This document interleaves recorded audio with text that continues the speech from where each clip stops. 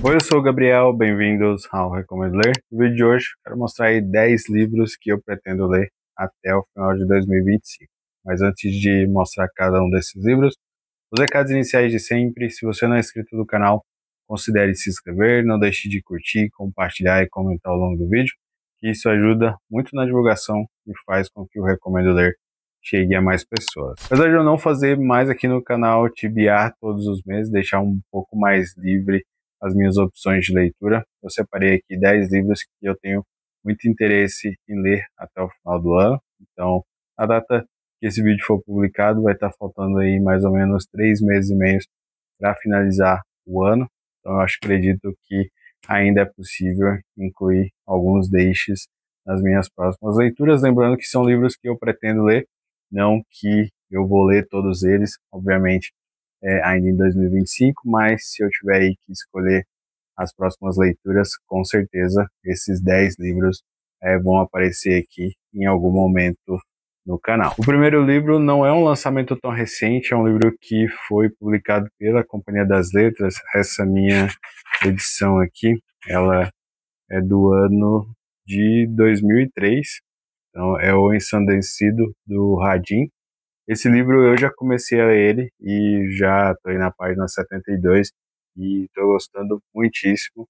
É um livro que eu pego para ler geralmente um capítulo antes de dormir, então tem sido uma jornada muito boa. Então, com certeza, ele vai ser finalizado aí até o final de 2025, porque é um livro que, além de te prender, a trama foge muito dos livros que eu estou acostumado a ler diariamente, dentro dos meses, mas foi um daqueles livros que a companhia acaba colocando de promoção de 9 a 10 reais, mas que eu acabei comprando e que foi uma grande surpresa, então estou gostando muitíssimo dessa leitura. Na sinopse do livro, Radim, o premiado autor de A Espera, elabora uma espécie de pedagogia às avessas, na qual cabe à loucura a tarefa de expor a mediocridade e a esterilização da produção intelectual chinesa, e um regime de força com seus poderosos mecanismos de repressão e auto-perpetuação se empenhou em fabricar e manter. Em nosso país, todo intelectual é um escrituário, diz o professor Yang, respeitado professor de literatura de uma universidade de província. Só um escrituário, um parafuso na máquina da revolução.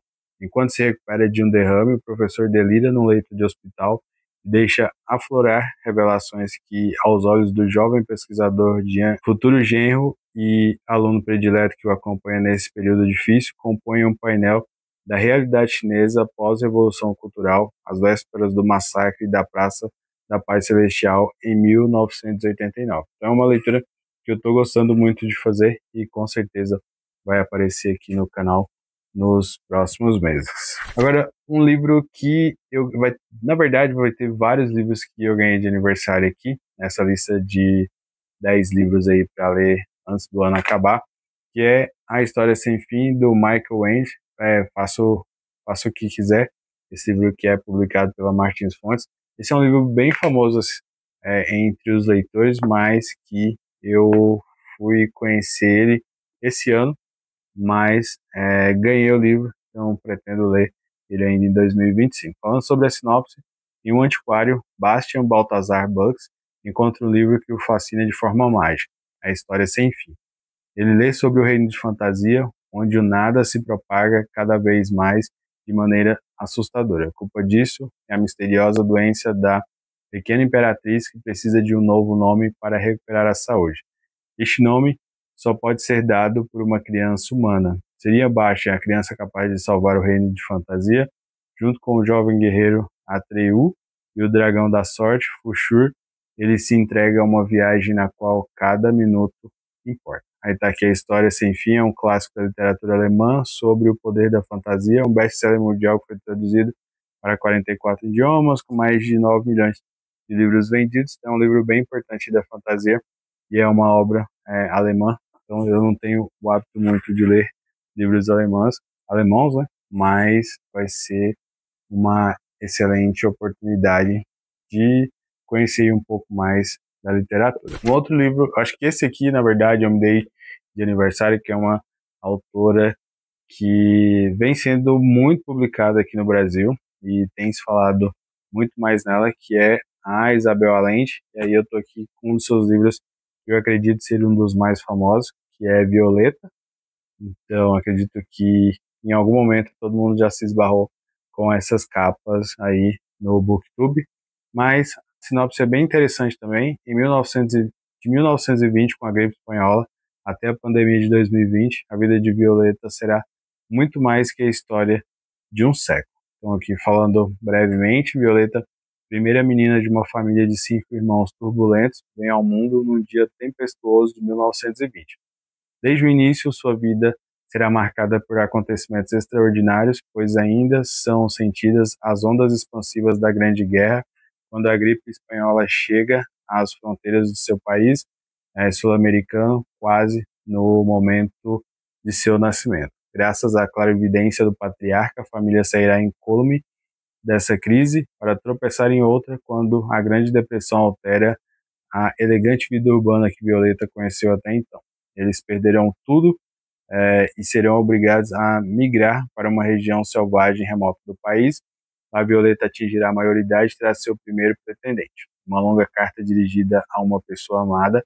Acima de todas as outras, Violeta rememora devastadoras decepções amorosas e romances apaixonados, momentos de pobreza e de prosperidade, perdas terríveis e imensas alegrias. Sua vida será moldada por alguns dos grandes acontecimentos da história, a luta pelos direitos da mulher, o auge e a queda de tiranos e, uma última análise, não uma, mas duas pandemias. Então, bem interessante a sinopse, quero com certeza ler aí muito em breve. Um livro que eu vi poucas pessoas falando, que é Pedro e Daniel, do Federico Heredia. Esse livro que é publicado pela editora Universos. Então, consegui adquirir recentemente, eu acredito que eu me dei de presente de aniversário também, mas a sinopse dele é muito interessante e é um livro que eu quero com certeza também ler até o final do ano. Inspirada na relação de Federica Heredia com o irmão Pedro e Daniel, um romance de formação potente que acompanha a vida de dois irmãos mexicano-estadunidenses que enfrentam os abusos da mãe e a descoberta de suas sexualidades nos anos 1970, com uma escrita intensa e comovente que mescla o inglês com dichos mexicanos, provérbios populares que os irmãos adotam para se comunicar.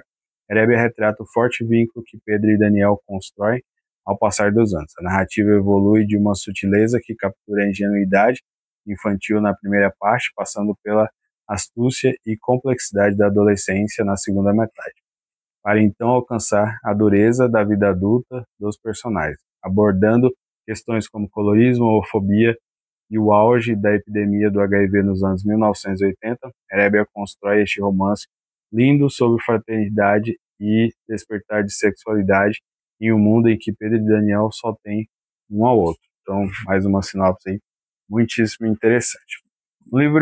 Outro livro que eu ganhei de aniversário, que é Babel, da R.F. Wang. Eu tenho aqui 2 livros dessa autora, que é a Impostora, e tenho o primeiro livro da Guerra da Papoula, mas não li ainda, então quero começar por esse aqui. A sinopse é muitíssimo interessante, mas sabe-se que a autora ela escreve bastante fantasia. A Impostora não é, mas a Guerra da Papoula é um livro que ficou bem famoso. Eu acredito que seja um dos seus maiores best-sellers. Então tá aqui: o poder não estava na ponta de uma pena, o poder não trabalhava contra os próprios interesses, o poder só podia ser subjugado por meio de atos de desobediência impossíveis de serem ignorados, com força bruta e implacável, com violência. Então, um livro da R.F. Wang que eu pretendo ler até o final do ano. Um clássico da literatura para fechar aí as leituras de 2025, pelo menos as pretensões. Eu quero ler O Crime do Padre Amaro, do Eça de Queiroz. Tenho muita curiosidade em ler Eça de Queiroz, tenho muita curiosidade em ler esse livro especificamente, porque existem muitas recomendações positivas em relação a essa obra. No domingo seguinte à missa das 9 horas na Sé, Amaro, ao subir para o altar entre as devotas que se arredavam, viu de relance Amélia ao pé da mãe com seu vestido de seda preta, de largos folhos. Cerrou um momento os olhos e mal podia sustentar o cálice com as mãos trêmulas. Então aí, O Crime do Padre Amaro, essa edição que é da Príncipes e consta aí com o texto integral da obra aí de Eça de Queiroz. Um livro que eu peguei uma indicação no Instagram e estou muito curioso para ler, que é A Visita Cruel do Tempo, da Jennifer Egan. Ele é vencedor do Pulitzer, o melhor livro que você terá nas mãos, segundo o Los Angeles Times. Então está aqui, publicado pela editora Intrínseca, e a sinopse, falando um pouco sobre essa sinopse. Benny Balazar é um executivo da indústria musical, ex-integrante de uma banda de punk rock. Ele foi o responsável pela descoberta e pelo sucesso dos Conduits, cujo guitarrista Bosco era um cara com tanta energia no palco que fazia Iggy Pop parecer tranquilo. Julius Jones é um repórter de celebridades preso por atacar uma atriz durante uma entrevista e vê na última turnê de Bosco a oportunidade de reerguer a própria carreira. Julius é irmão de Stephanie, casada com Benny, que teve como mentor Lou, um produtor musical viciado em cocaína. Sasha é assistente cleptomaníaca de Benny, e seu passado desregrado e seu futuro estruturado parecem tão desconexos quanto as tramas dos muitos personagens que compõem esta intricada e envolvente história. Então a sinopse me parece que tem alguma coisa aí, talvez de viagem no tempo, ou essas vidas que acabam se cruzando. Outro livro que eu vi muita gente falando sobre ele e que eu era doido para comprar, consegui numa promoção, mas ainda não deu tempo de encaixar numa leitura, mas que eu quero com certeza ler ele até o final do ano, que é Água Fresca para as Flores, da Valérie Perrin. Esse livro, essa autora é assim, extremamente famosa aqui no Brasil, então todo mundo lê esse livro. Ela tem mais 2 livros, se eu não me engano, publicados aqui no Brasil, também pela editora Intrínseca. Eu acho que um chama Três e o outro foi lançado recentemente, só porque eu não sei o nome. Os únicos fantasmas nos quais acredito são as lembranças. Um pouco da sinopse do livro, já que faz parte aí, né? Então, um dos maiores fenômenos editoriais da Europa nos últimos anos. Os dias de Violette Toussaint são marcados por confidências para aqueles que vão prestar homenagens aos entes queridos.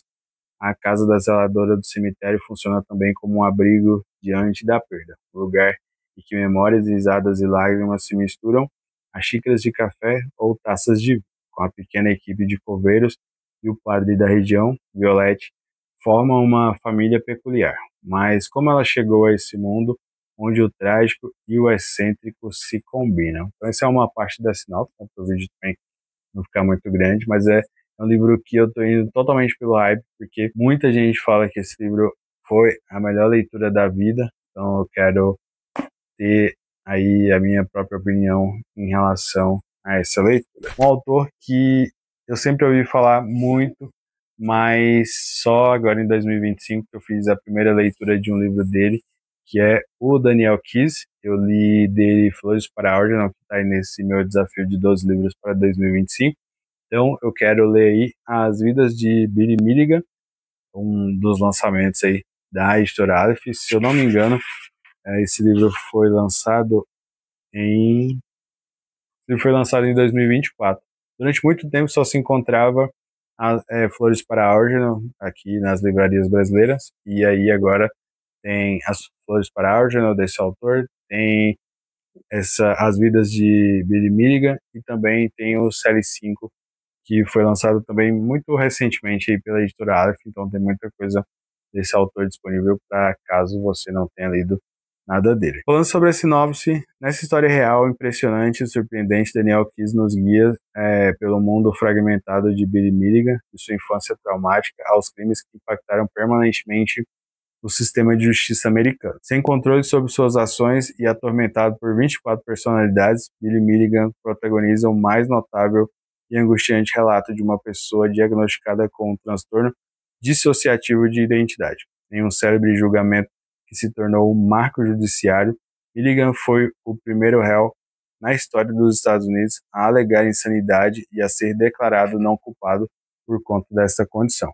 Ao explorar as complexidades da saúde mental, os mistérios por trás dos crimes investigados pela polícia e o ponto de vista das vítimas, que cria um panorama sombrio, respeitoso e cheio de nuances sobre um dos casos de true crime mais famosos do século XX. Então tá aqui a capa desse livro. Ele é um pouco maior do que Flores para Algernon. Na verdade, dos livros do Daniel Keyes que foi lançado por aqui, esse é o maiorzinho aí nos padrões da editora Aleph. E agora, por fim, não menos importante, um livro que eu também ganhei de aniversário e que eu quero muito ler. É um livro que foi sempre muito comentado, mas eu nunca tinha tido a oportunidade tanto de adquirir o livro quanto de poder ler, que é O Apanhador no Campo de Centeio, do Salinger.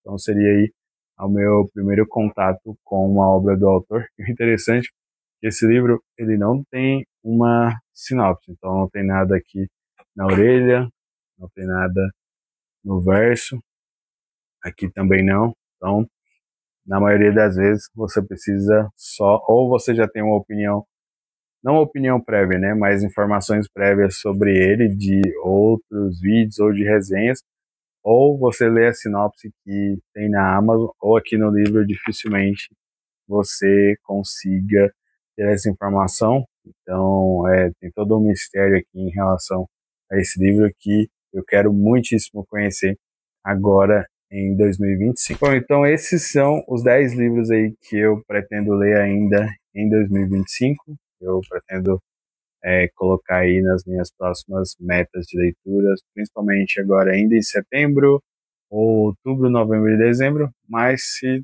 tudo der errado, não tem problema, serão prioridades de leituras no próximo ano, mas esses aqui já estão separados para que eu consiga ler ainda em 2025. Para finalizar o vídeo, deixe aqui nos comentários quais são os livros que vocês ainda pretendem ler em 2025. Nós temos basicamente 3 meses para o ano acabar, dá para ler muita coisa, ou também não dá para ler quase nada, depende da rotina de cada um. Final do ano geralmente é um mês bem movimentado, principalmente na vida profissional das pessoas, então nós acabamos lendo aí com certa moderação. Gostaria de reforçar os recados iniciais. Se você não é inscrito no canal, considere se inscrever, não deixe de curtir, compartilhar e comentar ao longo do vídeo, que isso ajuda muito na divulgação e faz com que o Recomendo Ler chegue a mais pessoas. Tem vídeo aqui no canal toda quarta às 18 horas e todo domingo às 10 horas da manhã. Muito obrigado para você que assistiu esse vídeo até aqui, muito obrigado aos novos inscritos do canal, muito obrigado a você que sempre deixa um comentário aqui nos vídeos e até o próximo vídeo.